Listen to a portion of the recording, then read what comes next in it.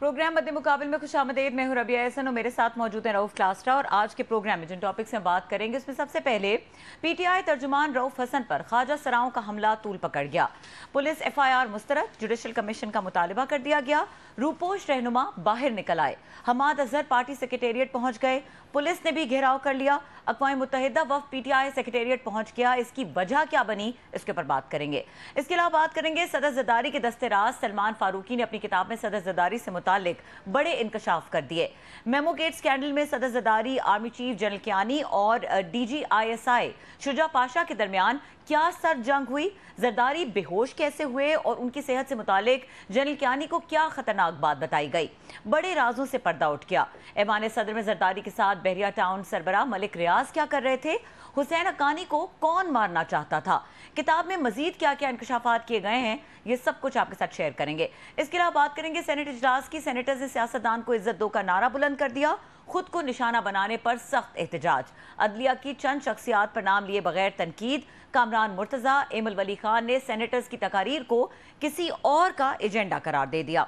ये तमाम टॉपिक्स हैं जो आज के प्रोग्राम में शामिल करेंगे। और एक्सक्लूसिव गुफ्तगू के लिए हमें ज्वाइन किया है सीनियर एंकर पर्सन तजियाकार मोहम्मद मालिक साहब ने। उनको वेलकम करेंगे। अस्सलाम वालेकुम मालिक साहब। जी अस्सलाम वालेकुम। मालिक साहब बहुत शुक्रिया ज्वाइन करने के लिए।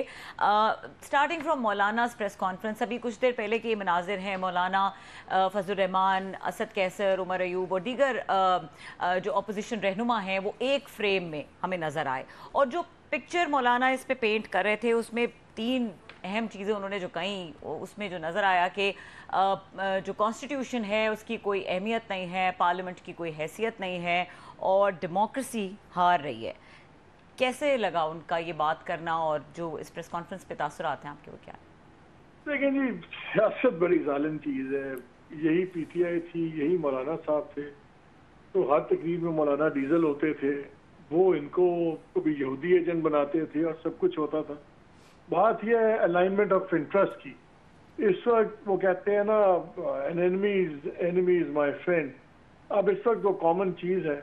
अभी तो आज एक नया रोमांस शुरू हुआ है। आप देखते हैं कि ये कब तक पनपता है, कहाँ जाता है। I think it's a bit early.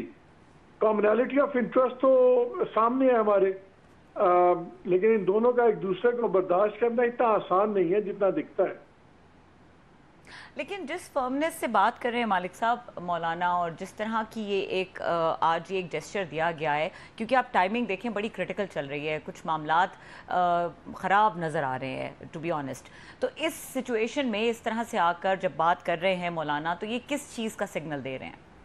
देखिए, मैं पहले पीटीआई का एंगल देख लेते हैं। पीटीआई के लिए पिछले 1-2 हफ्ते बड़े अच्छे गुजरे, 2-3 हफ्ते बल्कि मैं भी कहूँगा फरवरी onwards things have gone very good for PTI and for Imran Khan. उनको अपने केसेस में रिलीफ मिल रही है।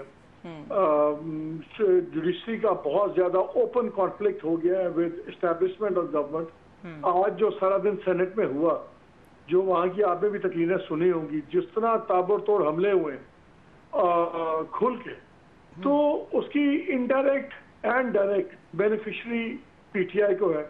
PTI, I think PTI smelling a little blood. उनको लग ये रहा है कि जो इस वक्त मामलात इतने ज्यादा फंस गए हैं कि अब उनसे बात किए बगैर शायद गुजारा होगा नहीं। और मैं आपके प्रोग्राम में भी पहले आया था, मैंने कहा था, मैं अपने शोज में भी बार बार कहता हूँ कि एस्टैब्लिशमेंट पे उस वक्त प्रेशर होगा खान साहब से बात करने का जब उनको ये लगेगा कि इमरान खान को हम और बिहाइंड बार्स नहीं रख सकते। और इस वक्त जो हवा बन रही है, अब आहिस्ता आहिस्ता देखें केसेस खत्म, उनमें रिलीफ मिल रही है। अब परवेज इलाही साहब निकल आए, कल बेल उनको मिल गई, दोबारा अंदर नहीं किए गए। फिर आज हमाद अजहर बाहर निकल आए, वो कह रहे हैं जी बाकी भी आ रहे हैं, उनको पेशावर से बेल मिल जानी चाहिए, वो भी मिल जाएगी। सो एक फिजा बन रही है जहां आपको लगता है कि एक रिलीफ आ रही है और एक दूसरी साइड ज्यादा बदतदरीज कमजोर हो रही है। सो आई थिंक इसलिए पीटीआई का इस वक्त और पोजीशन है। पीटीआई की हालात बेहतरी में है। मौलाना साहब के हालात में कोई बेहतरी किसी किस्म की भी नहीं आई अभी तक। उनकी डेस्परेशन बढ़ रही है, पीटीआई का हौसला बढ़ रहा है। और देखिए, अब जरा सा हौसला ठीक हुआ है तो आज खान साहब का बयान भी आ गया है लेटेस्ट, जहां उन्होंने कहा कि जी मैं एजुकेशन की कॉल दूंगा, सारे तैयार हो जाए। because he knows how to increase pressure. So PTI का सियासी मुकाम इस वक्त और मौलाना साहब का चाहे दोनों विल्डरनेस में हैं, लेकिन पीटीआई के हालात बहुत बेहतर होते आहिस्ता आहिस्ता नजर आ रहे हैं। मौलाना साहब के पास इस वक्त मुझे तो कोई बहुत ज्यादा उनकी स्ट्रेंथ नजर नहीं आ रही फ्रैंकली, और वो अगर इस वक्त पीटीआई के साथ जुड़ेंगे तो वो एज अ वीकर पार्टनर जुड़ेंगे, एज अ स्ट्रॉन्गर पार्टनर नहीं जुड़ेंगे। ये मालिक साहब बहुत शुक्रिया आपका, आपने सर में ज्वाइन किया। अभी आपने बात की कि खान साहब ने भी एजिटेशन की बात कर रहे हैं, फेयर इनफ, आप भी इनको बड़ा करीब से जानते हैं। जितने भी हमारी रूलिंग एलीट है ये कोई 9 to 5 जॉब तो करते नहीं है, इनका तो जॉब ही ये सबका, वो जरदारी साहब हूँ, वो नवाज शरीफ साहब हूँ, शहबाज शरीफ साहब, गिलानी साहब या हमारे इमरान खान साहब in company before going to jail, इनका तो काम ही ये मौलाना साहब सारे हों कि सारी कन्फ्लिक्ट पैदा करनी है, लड़ाइयाँ झगड़े फटे, जिसको हिस्सा मिल गया, जिसको पावर मिल गई उसको जमहूरियत भी अच्छी लगती है, ना मिले तो वो कहते हैं जमहूरियत खतरे में है। तो मारी तो ये आवाम गई है सर, इदारों की लड़ाई हो, वो फौज की हो, एजेंसियों की हो, सियासतदानों की हो, पार्लियामेंट की हो या जजेस साहबान हो, तो ये तो सारा इन लोगों को तो शुगल है, इनको तो वोट बढ़ता है या कम होता है, पावर में आते हैं जाते हैं, उनके तो पावर गेम है। What about this country? ये तो डे बाई डे हम उसमें जा रहे हैं सर, क्यास में, अनारकी में जा रहे हैं। इनका तो शुगल है, जॉब है उनका ये जो कुछ कह रहे हैं या कर रहे हैं सारे।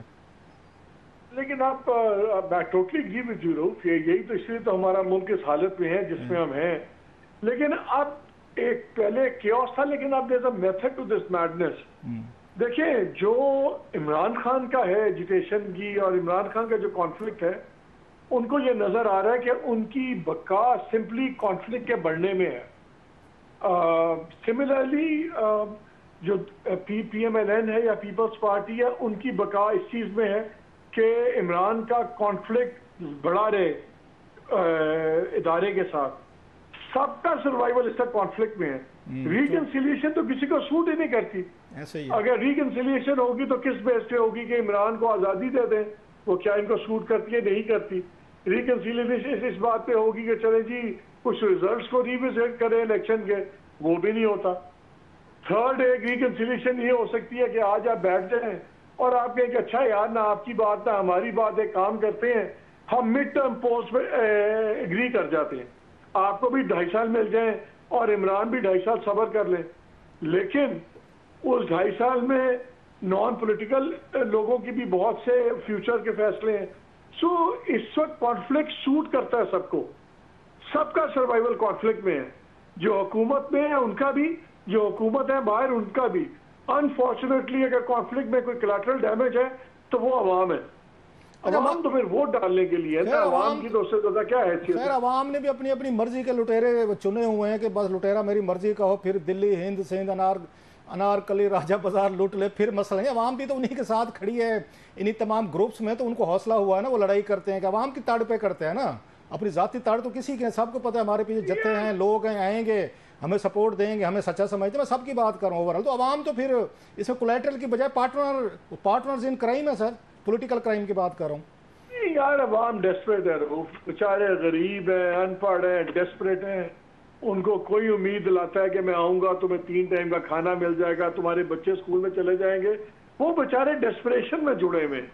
लेकिन पहले ये था, अब जो भी है इमरान खान का एक अब बदल गई है गेम। अब एक क्या कहें आप, जो कहते हैं he has touched people's imagination, सही या गलत वो अलग बहस है, लेकिन अब लोग इस जंग को एक और जाविये से भी देख रहे हैं और वो इसलिए आपको जो है ना शिद्दत ज्यादा उसमें आ। अच्छा मालिक एक बात बताएं, आपके बड़ी हुकूमतें गिरती बनती आते जाते देखी हैं, 80s से ऑनवर्ड आप जर्नलिज्म में है सर, पॉलिटिक्स को इनको करीब से देखा है।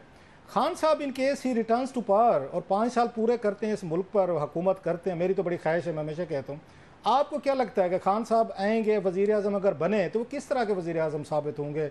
वो कुछ सबक सीख के आएंगे, कुछ चेंज ये बंदे होंगे, या वही कन्फ्लिक्ट, वही मार धार डंडा सोटा, वही करप्ट चोर डाकू नैब FIA सजाएं और मीडिया के लाज दीगर जैसे आजकल ये लाज बना रहे हैं?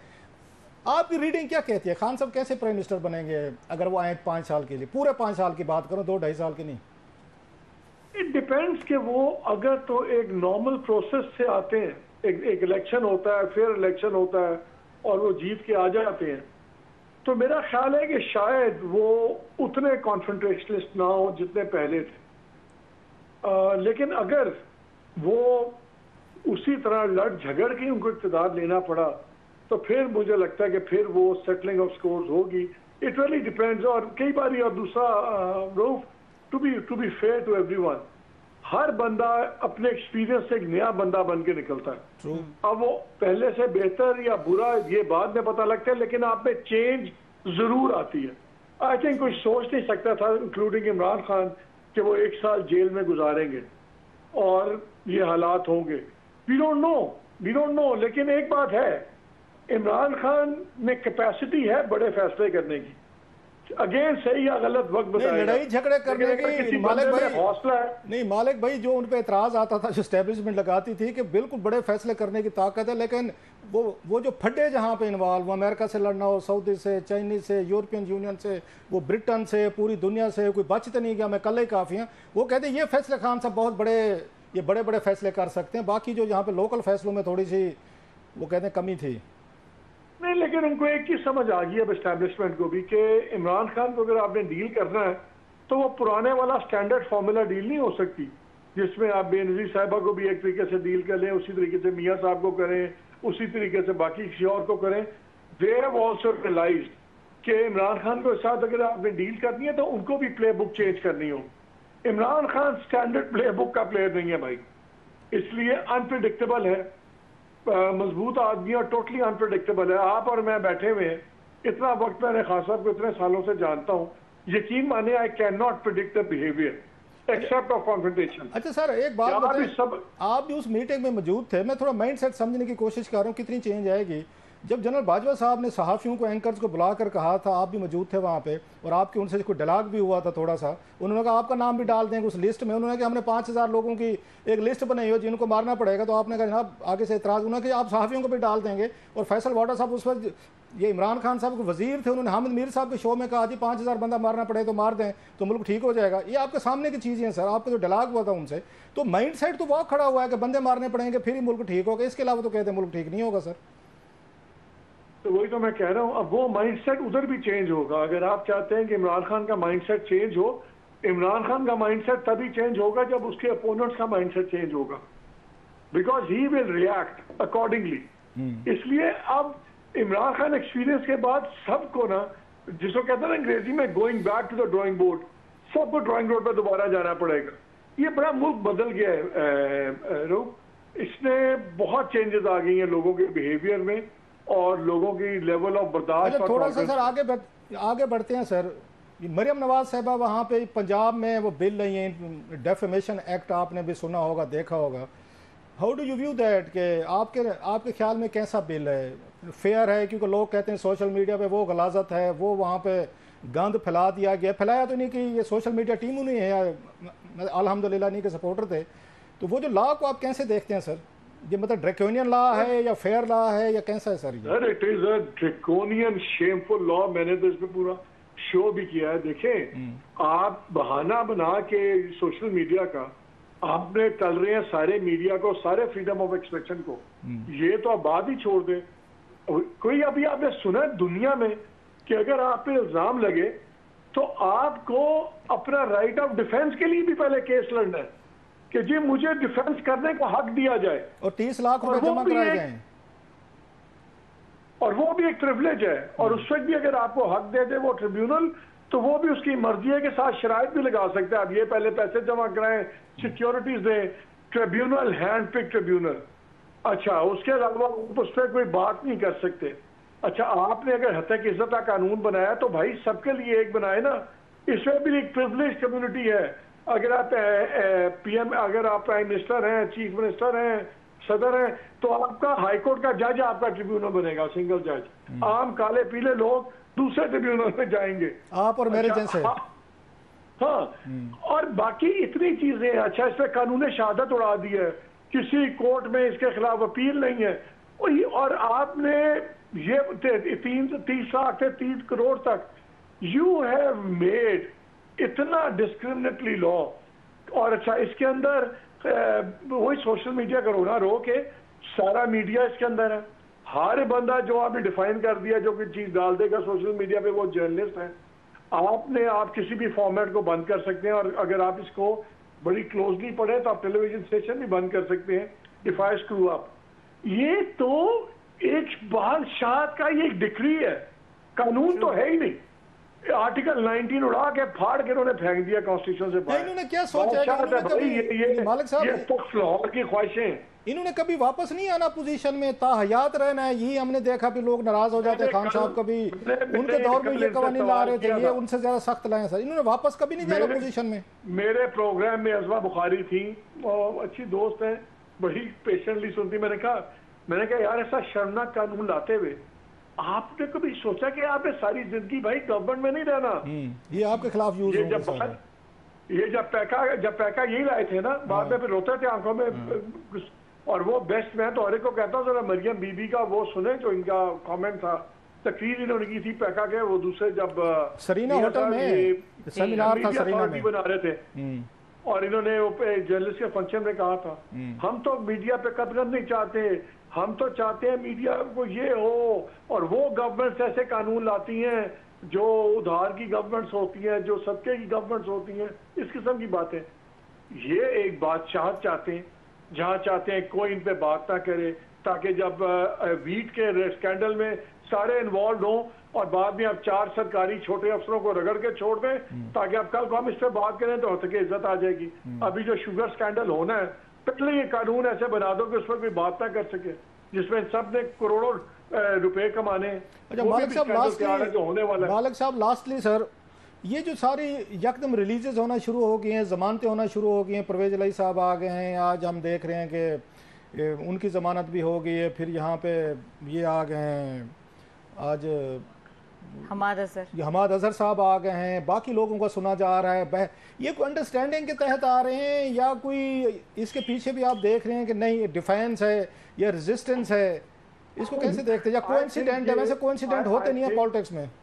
आई think they are the direct beneficiaries जो कॉन्फ्रंट्रेशन हो गई है सुपीरियर जुडिशरी की, अदलिया की इंस्टीट्यूशन के साथ और गवर्नमेंट के साथ। तो आई थिंक इनकी स्ट्रैटेजी ठीक है, उनका अभी फायदा है, उठा लें इसका फायदा, कल को पता नहीं क्या होता है। आई थिंक इनको बहुत बड़ा फायदा उस कॉन्फ्रंट्रेशन का है। राइट मालिक भाई, thank you very much for joining us sir, we are grateful for your time. बहुत शुक्रिया। मोहम्मद मालिक साहब हमारे साथ मौजूद थे, अपने एक्सक्लूसिव थॉट्स हमारे साथ शेयर कर रहे थे। और यहाँ पे वक्त हुआ ब्रेक का। ब्रेक के बाद बात करेंगे जो आज सेनेट में मामला चलते रहे, जिस तरह की तकरीर मुसलसल ये दूसरा दिन है, हम देख रहे हैं कि सेनेट में एक वाइब है, इसके ऊपर बात करेंगे। बल्कि उससे पहले हमारे पास एक स्टोरी है एक्सक्लूसिव, जो एक किताब के हवाले से है, और ये किताब लिखी है सलमान फारूकी साहब ने, वो डिस्कस करेंगे। क्लास साहब के पास कुछ उससे रिलेटेड इंकशाफात हैं, उनसे जानेंगे कि वो क्या रिवीलिंग बातें हैं। इस ब्रेक के बाद हमारे साथ रहिए।